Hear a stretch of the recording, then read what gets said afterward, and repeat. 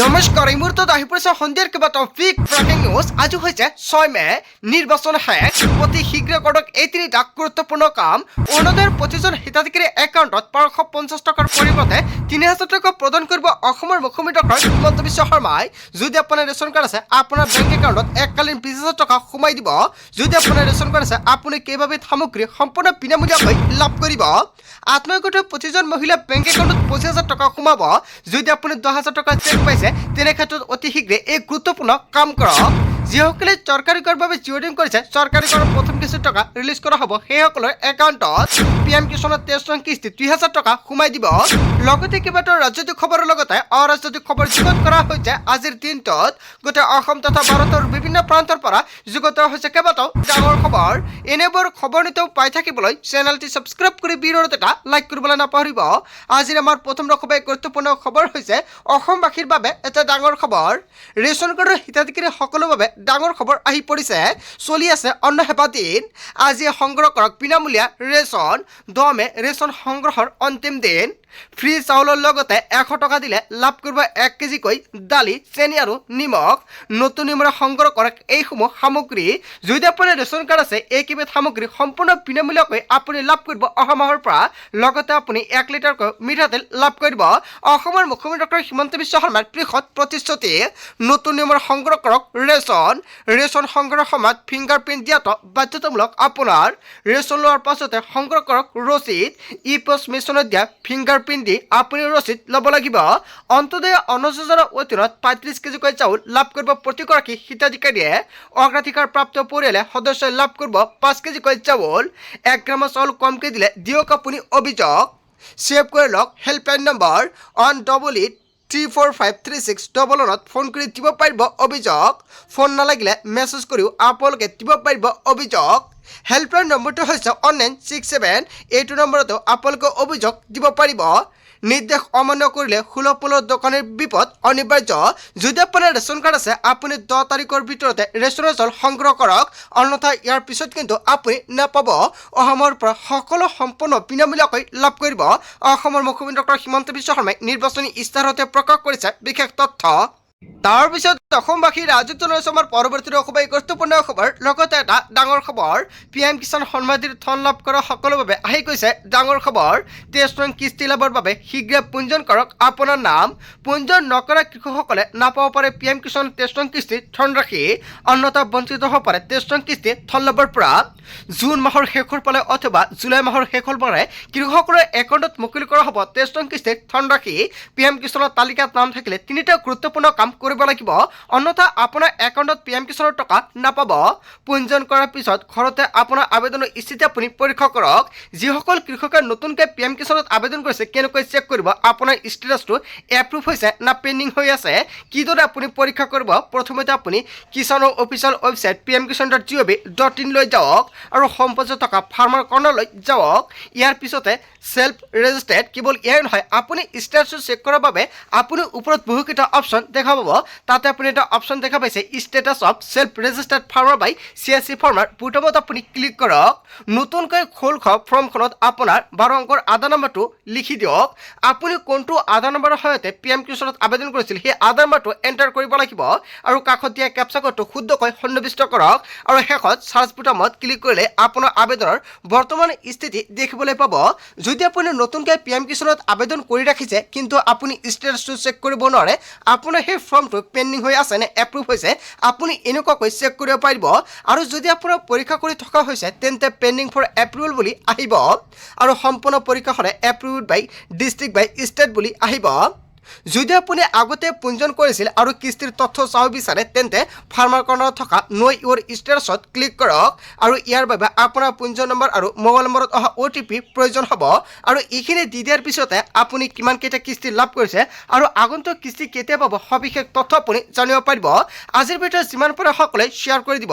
লগতে PM কিষাণৰ 23 নং কিস্তিৰ ধনৰাশি কেতিয়া প্ৰদান কৰা হ'ব নিশ্চয় সম্পূৰ্ণকৈ জানিলে তাৰ পিছত অসমবাসী ৰাজত্ব নৈচমৰ পৰৱৰ্তী অসবাই গুৰুত্বপূৰ্ণ খবৰ লগতে এটা ডাঙৰ খবৰ 10 তাৰিখে লাখ লাখ লোকৰ একাউণ্টত সোমাব চৰকাৰী ধন কোনে কোনে লাভ কৰিব ধনৰাশি অৰুণোদয় আঁচনিৰ লাখ লাখ হিতাধিকাৰীৰ একাউণ্টত জমা হ'ব 1250 টকা যিহেতু প্ৰতি মাহৰ 10 তাৰিখত অৰুণোদয় আঁচনিৰ টকা অসমৰ মুখ্যমন্ত্ৰী ডক্টৰ হিমন্ত বিশ্ব শৰ্মাই প্ৰদান কৰে আৰু মাৰ্চ মাহতে 10 তাৰিখে অসমৰ মুখ্যমন্ত্ৰী ডক্টৰ হিমন্ত বিশ্ব শৰ্মাই 9000 টকা প্ৰদান কৰিছিল সকলোৰে বেংক একাউণ্টত আপোনাৰ একাউণ্টত অৰুণোদয় আঁচনিৰ টকা আপুনি পাইছিল নে যদি আপুনি তেনে ক্ষেত্ৰত পৰৱৰ্তী কিস্তিৰ টকা লাভ কৰিব আপোনালোকৰ বেংক একাউণ্টত জানুৱাৰী ফেব্ৰুৱাৰী মাৰ্চ আৰু এপ্ৰিল এই 4 মাহৰ টকা একেলগতে অসমৰ মুখ্যমন্ত্ৰী ডক্টৰ হিমন্ত বিশ্ব শৰ্মাই 10 মাৰ্চত প্ৰদান কৰিছিল এতিয়া এই মাহ হৈছে মে মাহ আৰু মে মাহৰ 10 তাৰিখতে আপোনালোকৰ একাউণ্টত অৰুণোদয় আঁচনিৰ টকা সোমাব পাৰে বৃদ্ধ পেঞ্চন আঁচনিৰ ধন সোমাব পাৰে আপোনালোকৰ একাউণ্টত 10 মেত বৃদ্ধ পেঞ্চন আঁচনিৰ ধন জমা হ'ব আপোনালোকৰ বেংক একাউণ্টত প্ৰতি মাহৰ 10 তাৰিখে হিতাধিকাৰীৰ একাউণ্টত ধন সোমোৱাটো নিশ্চিত কৰিছে চৰকাৰে যদি আপোনাৰ বেংক একাউণ্টৰ KYC আপডেট কৰা নাই শীঘ্ৰে কৰি লওক আধাৰ কাৰ্ডৰ সৈতে লিংক কৰক বেংক একাউণ্ট পান আধাৰ দুয়োটা নম্বৰৰ সৈতে লিংক কৰিব লাগিব বেংক একাউণ্টত পান আধাৰ লিংক হোৱাৰ পিছত আপোনালৈ আহিব OTP ইয়াৰ পিছতে আপুনি নিশ্চিত হ'ব বেংক একাউণ্টত ধন জমা হোৱাটো অৰুণোদয় আঁচনিৰ প্ৰতিজন হিতাধিকাৰীৰ বাবে ভাল খবৰ সকলো হিতাধিকাৰী ৱেইট কৰি আছে কেতিয়া অৰুণোদয় আঁচনিৰ টকা ৰিলিজ কৰা হ'ব বেংক একাউণ্টত আপোনালোকে নিশ্চয় সম্পূৰ্ণকৈ জানিলে 10 মেত অৰুণোদয় আঁচনিৰ একাউণ্টত 1250 টকাৰ পৰিৱৰ্তে 3000 টকা সোমাব পাৰে যিহেতু নিৰ্বাচনী ইস্তাহাৰত মুখ্যমন্ত্ৰী ডক্টৰ হিমন্ত বিশ্ব শৰ্মাই প্ৰকাশ কৰিছিল 1250 টকাৰ পৰিৱৰ্তে পুনৰ হিমন্ত বিশ্ব শৰ্মাই মুখ্যমন্ত্ৰী হ'লে 3000 টকা সোমাই দিব আৰু পুনৰ যিহেতু অসমৰ মুখ্যমন্ত্ৰী ডক্টৰ হিমন্ত বিশ্ব শৰ্মাই হ'ব মুখ্যমন্ত্ৰী সেয়েহে অৰুণোদয় আঁচনিৰ টকা 3000 টকালৈ বৃদ্ধি হ'ব পাৰে কিন্তু এতিয়ালৈকে চৰকাৰৰ ফালৰ পৰা কোনো ধৰণৰ আপডেট দিয়া নাই আপডেট দিলে সম্পূৰ্ণকৈ জনাই দিম তাৰ পিছত অসমবাসী ৰাজক জনসমাৰ পৰৱৰ্তী অসবাই গুৰুত্বপূৰ্ণ খবৰ লগতে এটা ডাঙৰ খবৰ দ্বিতীয়বাৰৰ বাবে মুখ্যমন্ত্ৰী হিচাপে শপত ল'বলৈ সাজু হৈছে হিমন্ত বিশ্ব শৰ্মা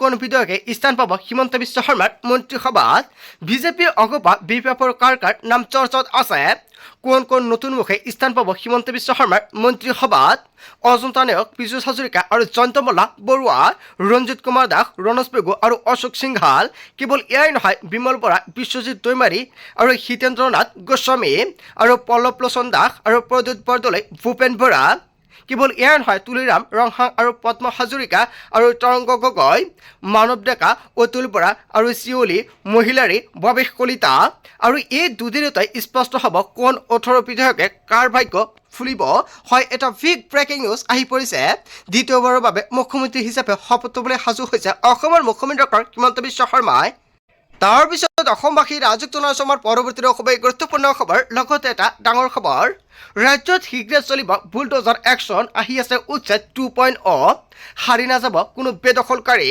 ক'ত চলা হ'ব উচ্ছেদ সাজু হৈছে বিশেষ তালিকা উচ্ছেদ 2.0 লৈ মুখ খুলিলে হিমন্ত বিশ্ব শৰ্মাই চৰকাৰ গঠনৰ পিছদিনাৰ পৰাই ৰাজ্যত চলিব উচ্ছেদ 2.0 যদি 8 তাৰিখে চৰকাৰ গঠন হয় 9 তাৰিখ আৰু 10 তাৰিখৰ পৰাই হ'ব উচ্ছেদ 2.0 আৰু এটাকৈ বাংলাদেশী ম্যাক খেদাৰ হুংকাৰ মুখ্যমন্ত্ৰী ডক্টৰ হিমন্ত বিশ্ব শৰ্মাৰ অসমত বিজেপিৰ জয়কাৰৰ পিছতে বাংলাদেশীক থমক পূৰ্বে 1.5 লাখ বিঘাত উচ্ছেদ হৈছিল আৰু এইবাৰ 3 পৰা 4 লাখত উচ্ছেদ হ'ব হিমন্ত বিশ্ব শৰ্মাই পুনৰ পোনপীঠকৈ থমক দিলে অনুপ্ৰৱেশকাৰীক অসমত নিষ্ঠা নাই অবৈধ মিয়াৰ কোনো এজন বাংলাদেশী থাকিব নোৱাৰিব অসমত এটাকৈ বাংলাদেশী যাব লাগিব অসমৰ পৰা পূৰ্বতকৈ অধিক কঠোৰ ৰূপত বাংলাদেশীৰ ওপৰত চলিব বুলডোজাৰ একশ্যন ৰাজ্যত শীঘ্ৰে চলিব বুলডোজাৰ অসমৰ মুখ্যমন্ত্ৰী ডক্টৰ হিমন্ত বিশ্ব শৰ্মাৰ হুংকাৰ তাৰ পিছত অসমবাসী ৰাজক জনসমাৰ পৰৱৰ্তী অসবাই গুৰুত্বপূৰ্ণ খবৰ লগতে এটা ডাঙৰ খবৰ বিজেপিৰ অভূতপূৰ্ব সফলতাৰ পাছতে মুছলমানৰ মুকলি সমৰ্থন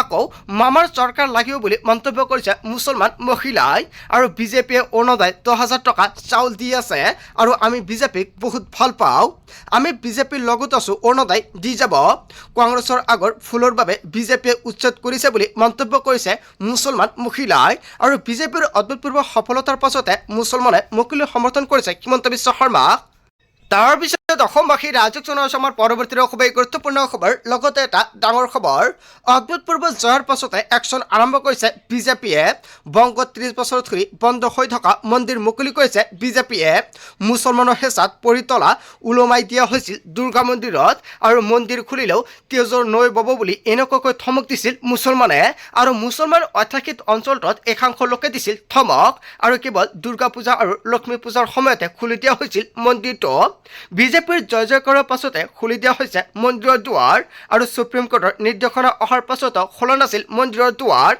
আৰু একমাত্ৰ একাংশ মুছলিম গ্ৰুপৰ ধমকক ভয় কৰি আহিছিল হিন্দু লোকে আৰু মন্দিৰৰ দুৱাৰ খোলাৰ লগে লগে এতিয়া হত গৈছে ভক্তৰ পূজাৰীৰ লগতে পূজা অৰ্চনা কৰিবলৈ ভিন্ন প্ৰান্তৰ পৰা দৰ্শনাৰ্থীৰ সমাগম কেৱল ইয়াই নহয় আসনচলাৰ বিজেপি প্ৰাৰ্থীয়ে প্ৰচাৰ সভাত দিছিল মন্দিৰ খোলাৰ প্ৰতিশ্ৰুতি অনুসৰি জয়ী হোৱাৰ পাছতে মন্দিৰৰ দুৱাৰ খুলি দিলে বিজেপিৰ জয়ী প্ৰাৰ্থী কৃষ্ণেন্দু মুখাৰ্জীৰ পদক্ষেপত এনেকুৱাকৈ বৃহৎ এটা ডাঙৰ সফলতা আহি পৰিছে হয় এটা বিগ ব্ৰেকিং নিউজ আহি পৰিছে আৰু ইয়াক লৈ আনন্দিত হৈছে হিন্দু জনতা পশ্চিমবংগত দুৰ্গা মন্দিৰ মুকলিৰ পিছতে এতিয়া বিজেপিৰ আৰম্ভ হৈছে একশ্যন মোড চ' বন্ধু বান্ধৱীসকল আজিৰ ভিডিঅ'ত যিমান পাৰে সকলোৱে বেছিকৈ শ্বেয়াৰ কৰি দিব তাৰ পিছত অসমবাসী ৰাজুক জনসমৰ পৰৱৰ্তী খুবেই গুৰুত্বপূৰ্ণ খবৰ লগতে এটা ডাঙৰ খবৰ ইভিএমৰ ওপৰত আমাৰ সন্দেহ আছে গৌৰৱ গগৈ পুনৰ মুখ খুলিলে বিজেপিয়ে গণতন্ত্ৰৰ ওপৰত বিশ্বাস নকৰে অন নেশ্যন অন পাৰ্টি কৰিব বিচাৰিছে বিজেপিয়ে